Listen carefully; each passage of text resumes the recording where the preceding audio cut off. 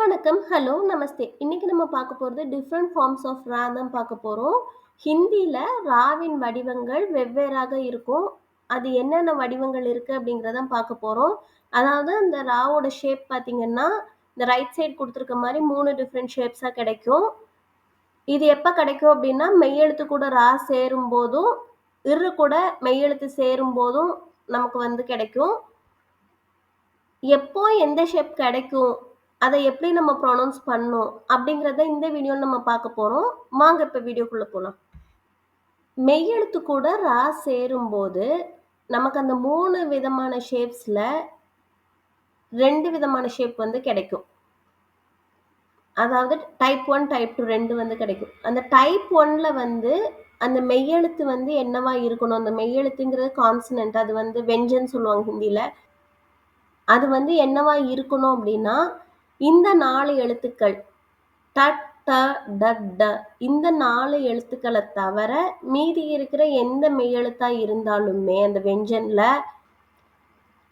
அந்த கான்சனன்ட்ல எந்த எழுத்தா இருந்தாலுமே, அது கூட ரா சேரும்போது நமக்கு அந்த டைப் 1 அப்படிங்கிற இது கிடைக்கும். அந்த டைப் 1ல நமக்கு என்ன ஷேப் வருது அப்படிங்கிறத அடுத்தது பார்க்கலாம். அதே மாரி டைப் 2ல வந்து இந்த ட, ட, ட, ட இந்த 4 மெய்யெழுத்து.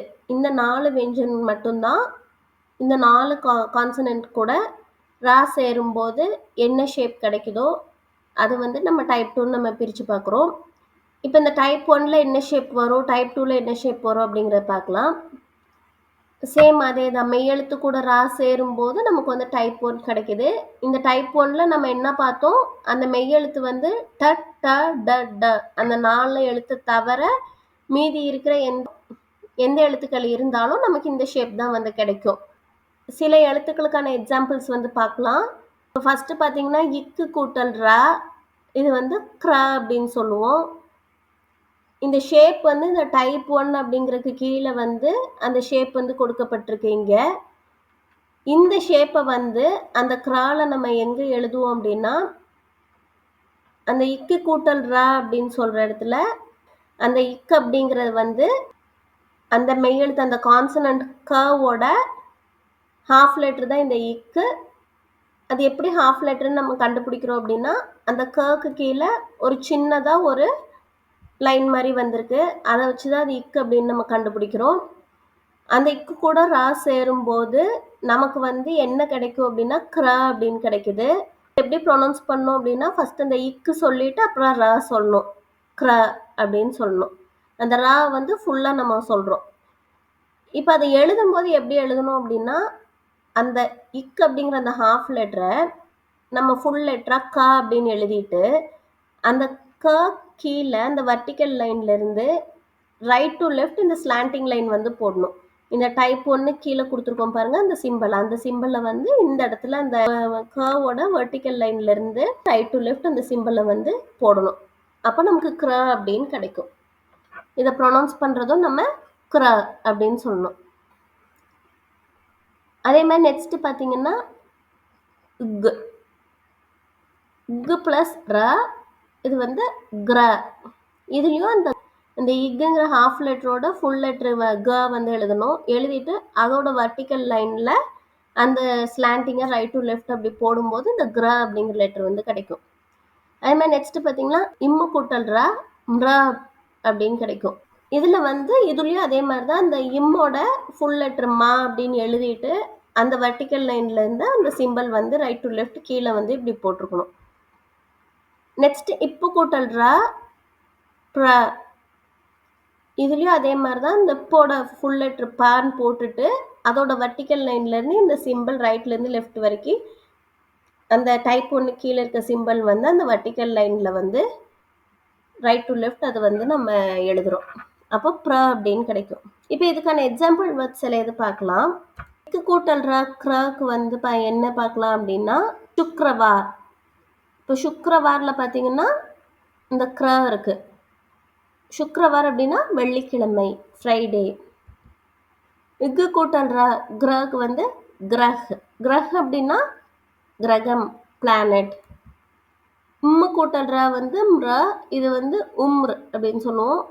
உம்ருன்னா என்னன்னா வயது, ஏஜ். இப்பு கூட்டல் ர, பிரகாஷ். பிரகாஷ் அப்படின்னா ஒளி, லைட். இப்போ நம்ம டைப் 1 வந்து பார்த்தோம். நெக்ஸ்ட் டைப் 2 பார்க்கலாம். டைப் 2 என்னன்னா, டைப் 2வும் மெய்யெழுத்து கூட ர சேரும்போது தான் கிடைக்கும். இந்த டைப் 2ல நமக்கு என்ன ஷேப் கிடைக்குதுன்னா, அந்த டைப் 2 அப்படிங்கிற கீழே அந்த ஷேப் வந்து இங்க கொடுக்கப்பட்டிருக்கு. அந்த ஷேப் வந்து பாருங்க, இந்த ஷேப் தான் நமக்கு கிடைக்கும். ஆனா இங்க வந்து என்ன டிஃபரன்ஸ் அப்படின்னா, அந்த மெய்யெழுத்து வந்து ட, ட, ட, ட இந்த 4 மெய்யெழுத்தா தான் இருக்கணும். நம்ம ஃபர்ஸ்ட் காமிச்ச மாதிரி. ஃபர்ஸ்ட் முன்னாடி நான் சொல்லியிருந்த மாதிரி ட, ட, ட, ட அப்படிங்கிற கான்சனன்ட்ஸ் தான் இருக்கணும். இப்போ இதுக்கு ஒரு சில எழுத்துக்கள் எப்படி வருது அப்படிங்கிறத பார்க்கலாம்.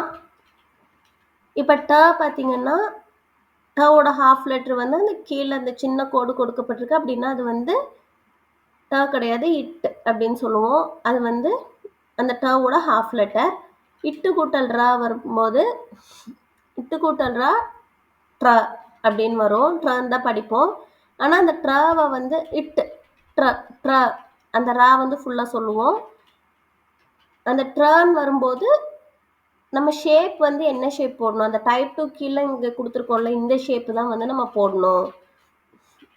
இந்த ஷேப்பை போடும்போது இந்த ஷேப் எந்த இடத்துல போடணும்? அந்த டக்கு கீழே இங்கே கொடுத்துருக்க மாதிரி போடணும். அதே மாதிரி நெக்ஸ்ட் பார்த்தீங்கன்னா இட்டு கூட்டல் ர.